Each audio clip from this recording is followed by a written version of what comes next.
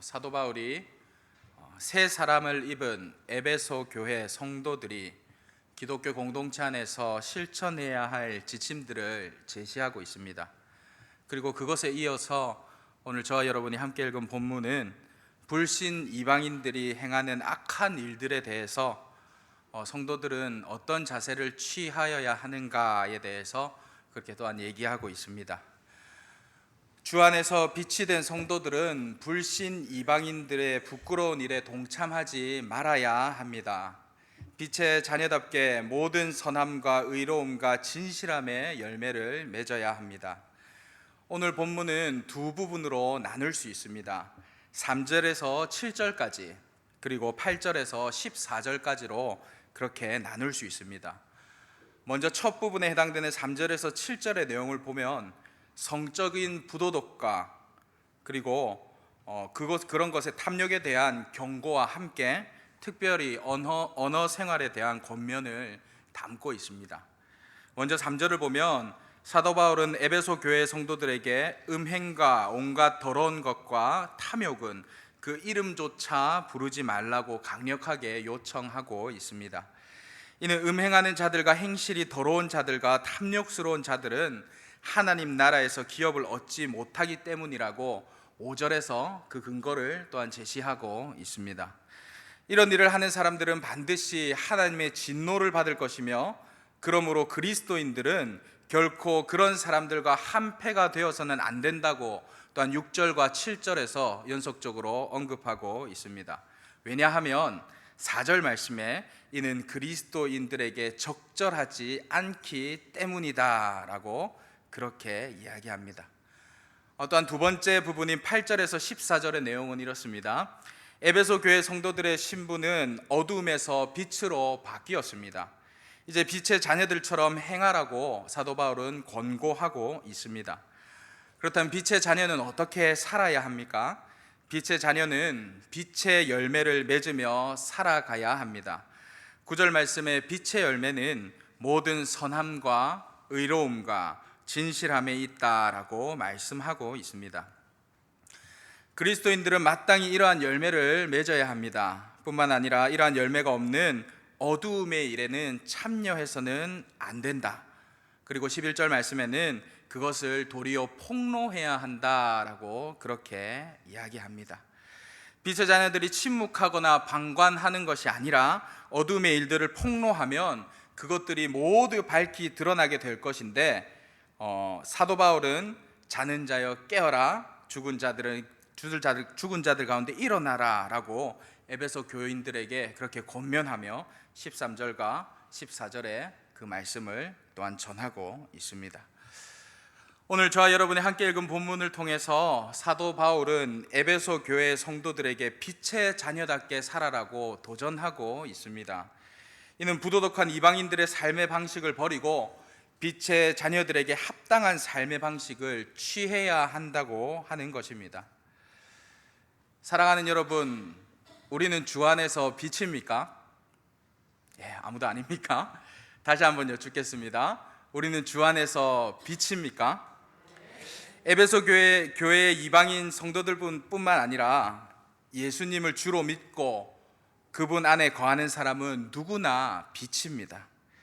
하지만 많은 그리스도인들은 아까 처음에 그 누구도 대답하지 않은 것과 같이 내가 주 안에서 빛이라는 사실을 제대로 인식하지 못하면서 살아가는 자들이 대부분입니다. 자신을 교인이라고 신앙인이라고 그렇게는 생각하지만 내가 과연 주 안에서 빛일까라는 사실에는 확신하지 못하며 살아가는 자들이 많이 있습니다. 우리는 사도 바울을 통해서 우리에게 말씀하시는 하나님의 이 메시지를 들어야 합니다. 너희가 전에는 어두움이었지만 이제는 주 안에서 빛이다. 이 선언은 에베소 교회 안에서 탁월한 믿음을 가진 몇몇 그 소수의 사람들에게 주어진 선포가 아니라 모든 성도들에게 주어진 선포입니다. 영적인 면에서 이 본문에 등장하는 에베소 지방에 살고 있는 교인과 지금을 살고 있는 저와 여러분은 다를 바가 없습니다. 그들이 우리보다 더 거룩하고 더 경건했기 때문에 주 안에서 빛이다라고 한 것이 결코 아닙니다. 단지 그들은 예수님을 주님으로 믿고 그분 안에 거했기 때문에 주 안에서 빛이 된 것입니다. 만일 이 자리에 있는 저와 여러분이 그들과 동일하게 예수님을 주님으로 믿고 받아들였다면 우리 역시도 주 안에서 빛인 것이 확실합니다. 빛의 신분은 사람의 노력과 거룩한 행위로 되는 것이 아니라 그리스도 예수를 주로 믿는 사람들에게 주시는 하나님의 은혜로운 선물이기 때문입니다. 다시 한번 질문하겠습니다. 여러분은 주 안에서 빛이십니까?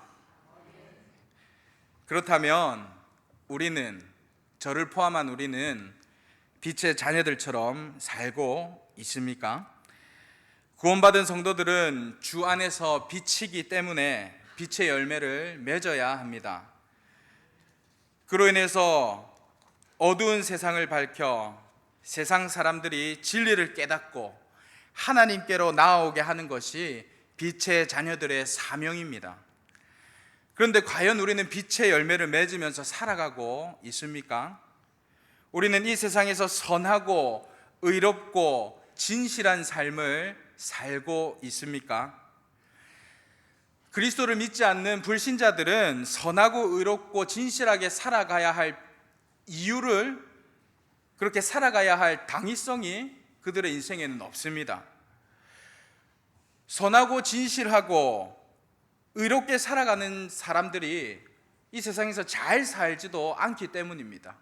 오히려 선하게 살고 진실하게 살고 의롭게 살아가는 사람들이 오히려 더 불행하고 가난하고 억압받고 핍박받고 더 볼품없는 삶을 사는 경우들이 더 많이 있습니다. 지금 세상에서는, 그리고 주를 믿지 않는 불신자들은 선하게 살 이유도, 의롭게 살 이유도, 진실하게 살 이유도 없습니다. 하지만 그럼에도 불구하고 그리스도인들은 선을 행하며 진실하게 살아야 합니다. 참으로 선하게 살려면 어떤 추수에 대한 희망이 없는 상태에서 씨앗을 뿌릴 수 있는 그 연습을 해야 합니다. 참으로 선하게 살려면 어떠한 보상에 대한 기대 없이 이 세상에 대한 우리의 의무를 다하는 연습을 해야 합니다. 그리고 우리는 추수할 수 없을지라도, 보상받을 수 없을지라도 끝까지 씨 뿌리고 그리고 선을 행하는 그 상황 가운데 언제나 기뻐하는 법을 배워야 합니다. 그러나 추수에 대한 희망이 없는데 과연 누가 선의 씨앗을 뿌리겠습니까? 선하고 의롭게 살아야 할 필연적 의무가 없는데, 또한 보상에 대한 기대도 전혀 없는데 그 누가 선하고 의롭게 살아가려 하겠습니까? 절망적이고 비극적인 그 삶 가운데 누가 과연 기뻐할 수 있겠습니까? 오늘 본문은 어두운 세상에서 빛으로 부름을 받은 성도들, 즉 주 안에서 빛이 된 하나님의 백성들은 그렇게 살아야 한다라고 이야기하고 있는 것입니다. 이 세상이 아무리 깊은 어둠에 빠져 있을지라도 성도들은 선하고 의롭고 진실하게 살 수 있으며 그렇게 살아야 합니다. 성도들은 더 이상 어두움이 아니라 주 안에서 빛이기 때문입니다. 하나님께서는 우리를 빛이 되게 하셨을 뿐만 아니라 빛의 열매를 맺을 수 있도록 우리에게 믿음과 능력을 주셨습니다. 그러므로 이 세상에서 손해를 보고 조롱을 받는다 할지라도, 추수를 기대할 수 없고 보상을 기대할 수 없다 할지라도 선하고 의롭고 진실하게 사는 삶을 결코 포기해서는 안 되는 것입니다.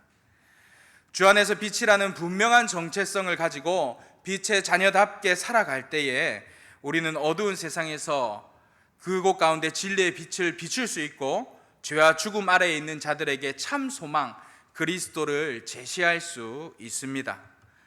그렇다면 다시 한번 질문하겠습니다. 과연 우리는 빛의 자녀답게 살고 있습니까?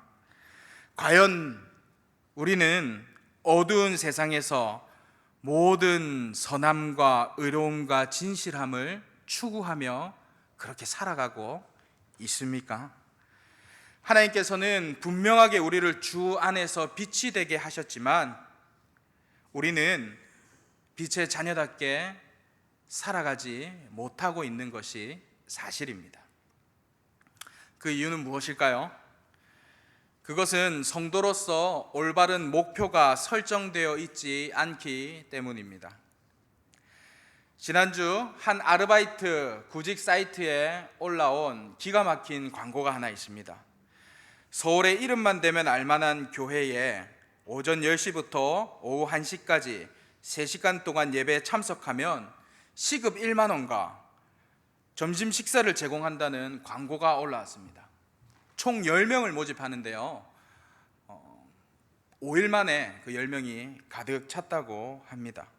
이 일이 좀 공개가 되고 좀 시끄러워지자 교회 측에 문의를 했더니 교회에서 광고를 낸 것이 아니라 전도 축제 때 시기를 맞춰서 어느 그 교회 다니는 어느 한 집사가 자발적으로 자기 혼자 그렇게 아르바이트 사이트에 그렇게 올렸다고 그렇게 해명을 했습니다.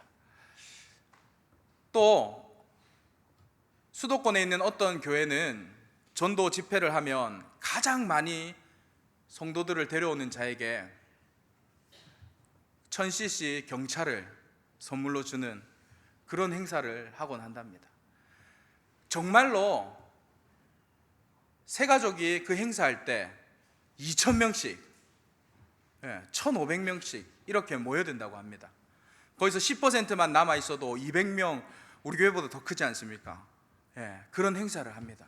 그런데 그게 중요한 게 아니라 그 전도 축제 당일날 새로운 한 사람을 보고 내가 데려왔다, 아니다, 난 이 사람을 당신보다 먼저 알고 있었다, 서로 막 싸운다고 합니다. 그런 일들이 실제로 저와 여러분이 살고 있는 이 시대에 일어나고 있습니다. 특별히 미국의 보수적인 교회들의 영향을 받은 한국 교회는 어떻게 하더라도 사람들이 천국에 발을 들여놓는 것이 목표였습니다. 다시 말해서 최대한 많은 사람들이 천국에 들어가는 것, 그것이 교회에 한번 초대하는 것, 하나님의 말씀을 듣게 하는 것, 그것이 제1의 목표였지 성도가 개개인의 헌신된 제자로 세워지는 일에는 크게 관심을 갖지 않았습니다. 사실 가장 성공적인 전도는 사람들을 교회당으로 인도하는 것이 아니라 내가 그리스도의 성품을 입은 마음의 혁신을 경험하고 빛의 자녀답게 살아갈 때에 비로소 성공적인 전도 사역을 할 수 있습니다. 그리스도를 닮아가는 내적 변화를 돕는 일을 제대로 하지 못한 채 그저 교회만 초청하고 또한 그저 말씀만 듣고 그대로 살아가지 않는 말씀 따로 삶 따로의 인생을 살아갈 때에 이러한 결과들이 초래되었습니다. 한국교회 덩치는 엄청나게 커졌지만 그 가운데 성도로서 바른 삶을 살아가는 자들은 극소수에 불과합니다. 이제 네가 어두움이 아니라 빛이라고 선포받은 자들은 수없이 셀 수 없을 만큼 많이 있지만 빛의 자녀답게 살아가는 자들은 손에 꼽을 만큼 적은 것이 이러한 현실입니다. 성도로서 올바른 목표는 누군가를 교회당으로 데려오는 게 1순위가 될 것이 아니라 먼저 내가 주의 자녀로 빛의 자녀로 거듭나며 그렇게 살아가야 하는 것이 1순위가 되어야 합니다. 전도하지 말라는 뜻이 아닙니다. 누군가를 데려오지 말라는 뜻이 아닙니다. 하지만 그것이 우리의 1순위가 아니라 우선 내 삶이 빛의 자녀로 빛의 열매를 맺으며 그렇게 살아가는 것이 우리의 올바른 목표가 되어야 하는 것입니다. 우리는 이렇게 교회 몸집을 불리고 어떠한 교회당에 발을 들이는 것이 목표가 되었을 때 성도들을 빛의 자녀답게 살게 만드는 그것에 처참한 실패의 결과를 낳게 하는 것을 발견할 수 있습니다. 주 안에서 빛의 자녀가 되었다고 해서 저절로 빛의 자녀답게 살 수가 없습니다. 주 안에서 빛이 된 순간부터 날마다 성화의 과정을 거쳐야 합니다. 그러므로 교회는 신자가, 성도가 개개인이 그리스도의 성품을 잊고 살아갈 수 있도록 부지런히 가르치고 훈련시켜야 하는 그런 의무가 있습니다. 반대로 신자는 매 순간 성령의 도우심을 받아서 교회에서 제공하는 그런 교육에 적극적으로 참석하고 하루하루 빛의 자녀답게 살아가고자 하는 그 열망으로 그렇게 살아가려고 노력해야 합니다. 이미 이 세상은 도덕적으로 허무주의가 판을 치고 있습니다. 남보다 더 많이 갖고 남보다 더 많이 누리기 위해서는 수단과 방법을 가리지 않습니다. 이러한 사회 가운데 우리가 빛의 자녀답게 살려면 세상의 가치를 추구하기보다 그리스도의 성품을 담고 그것을 반영하며 우리 스스로의 심령의 변화가 일어날 수 있도록 그리스도의 능력을 덧입어야 하는 것입니다. 행복과 성공을 추구하는 것이 삶의 목표가 아니라 선하고 의롭고 진실한 것을 그대로 살아가는 것이 우리의 삶의 목표가 되어야 합니다. 우리 학생들에게는 공부를 잘하고 좋은 대학 가고 또한 청년들 좋은 취직 자리에 취직하는 것이 목표가 아니라 선하고 의롭고 진실하게 살아가는 것이 목표가 되어야 합니다. 교회는 성도들을 어떻게든 많이 끌어모으는 것이 목표가 아니라 선하고 의롭고 진실한 성도를 길러내는 것이 목표가 되어야 합니다. 세속적인 그런 번영과 천국의 복을 양손에 움켜 잡으려 할 것이 아니라 주 안에서 내가 빛이구나 그 사실을 인식하고 모든 선함과 의로움과 진실함의 열매를 맺어야 하는 것입니다. 또한 우리는 뿐만 아니라 어두움의 일들을 폭로하며 살아야 합니다. 음행과 부정과 탐욕으로 물든 이 세상에서 그리스도인들은 어두움의 일에 동참하지 말고 그 어두움의 일을 폭로해야 합니다. 사도 바울이 오늘 에베소 교회 성도들에게 믿지 않는 이방인들의 악한 행실을 폭로하라고 권고합니다. 하지만 이건 권고 이상의 그 의미를 가집니다.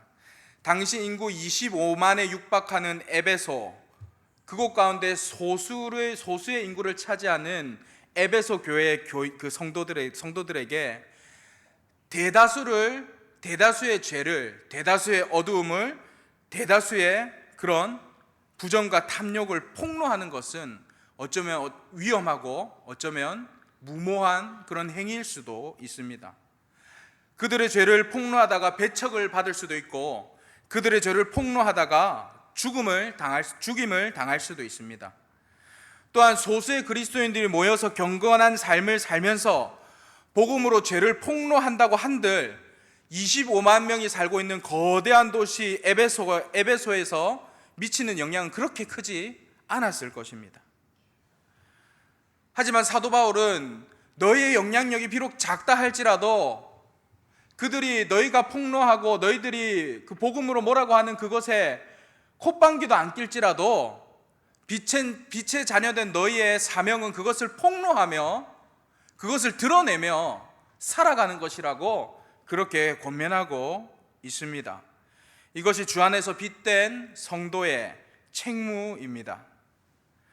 극소수의 무리에 지나지 않았던 에베소 교회 성도들이 믿지 않는 이방인들의 어두움의 일들을 폭로해야 한다면 오늘날을 살아가고 있는 저와 여러분도 이와 같아야 합니다. 하지만 우리는 상황이 다릅니다. 한국에서 그리스도인들은 결코 소수가 아닙니다. 마음만 먹으면 사회를 뒤집어 놓고도 남을 숫자와 영향력을 가지고 있습니다.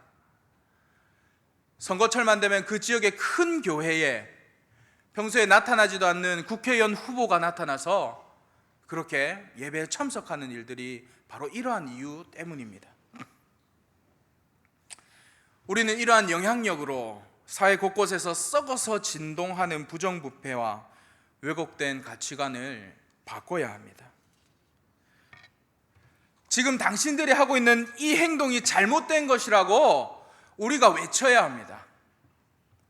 이 사회의 어둠을 몰아내고 소망의 빛을 비출 수 있는 사람들은 주 안에서 빛이 된 우리들밖에 없기 때문입니다. 그것이 하나님이 우리를 부르신 목적입니다. 하지만 저와 여러분을 포함한 한국의 그리스도인들은 불신자들이 범한 부끄러운 죄를 폭로할 만큼 도덕적으로 올바르지 않습니다.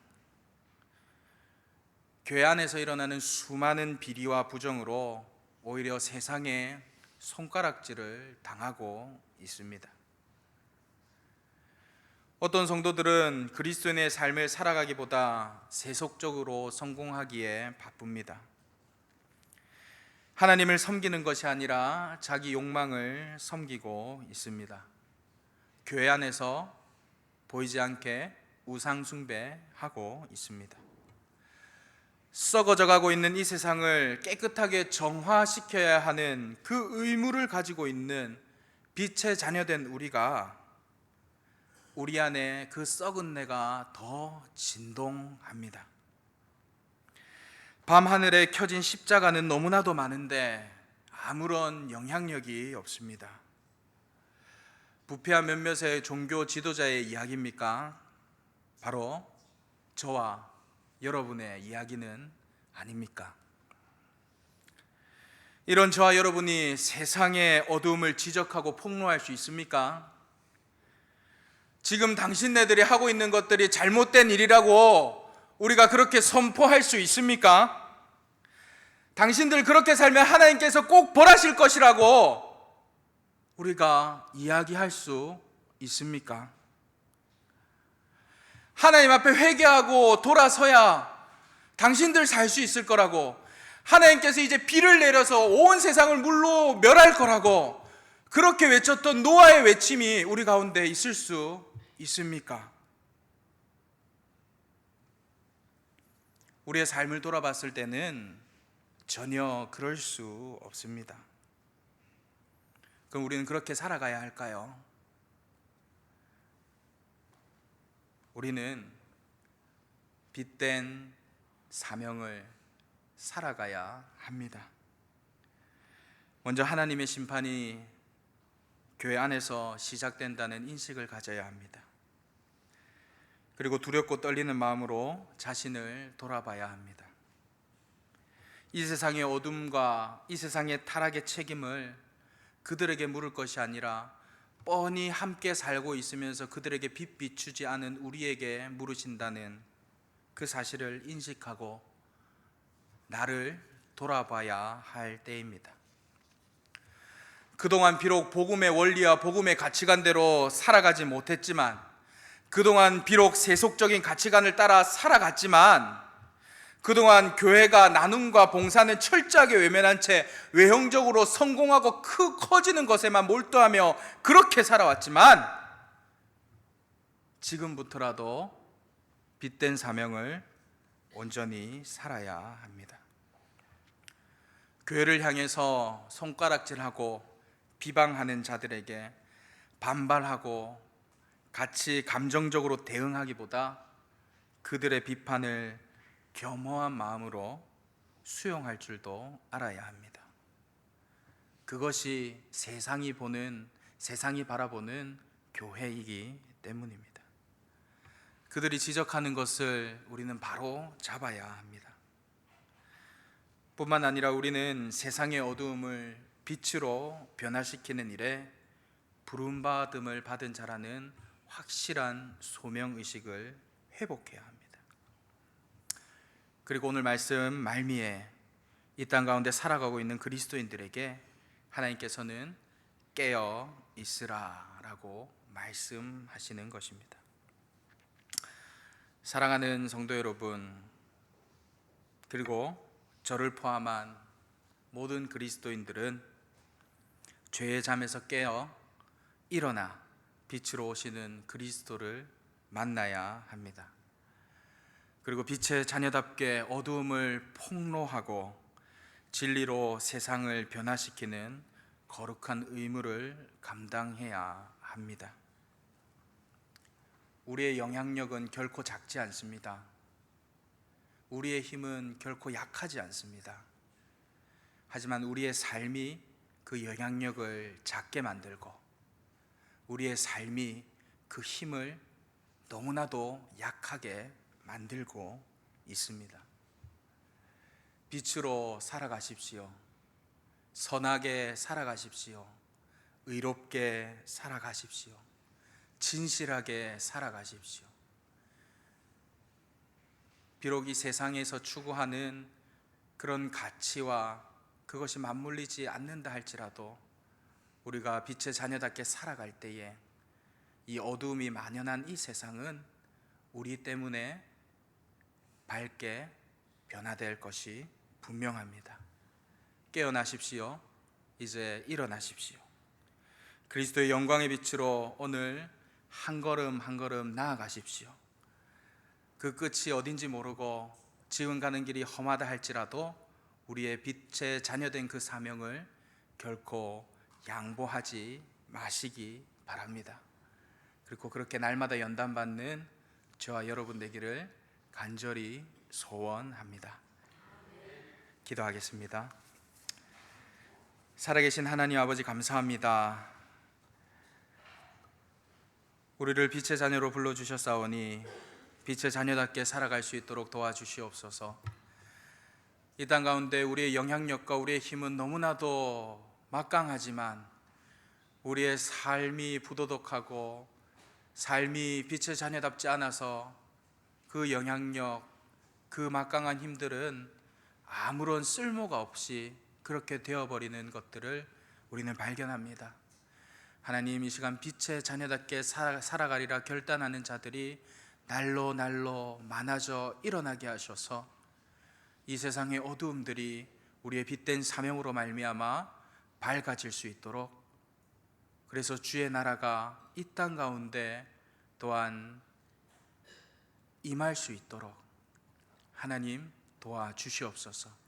우리가 결단하는 그 모든 결단들 하나하나 삶으로 살아갈 때에 또한 몸부림치며 또한 살아갈 수 있도록 하시고 주님 앞에 도움을 구하는 우리 모두가 될 수 있도록, 그래서 빛의 자녀답게 기쁨으로 살아갈 수 있도록 하나님 도와주시옵소서. 주님 감사합니다. 예수님 이름으로 기도합니다.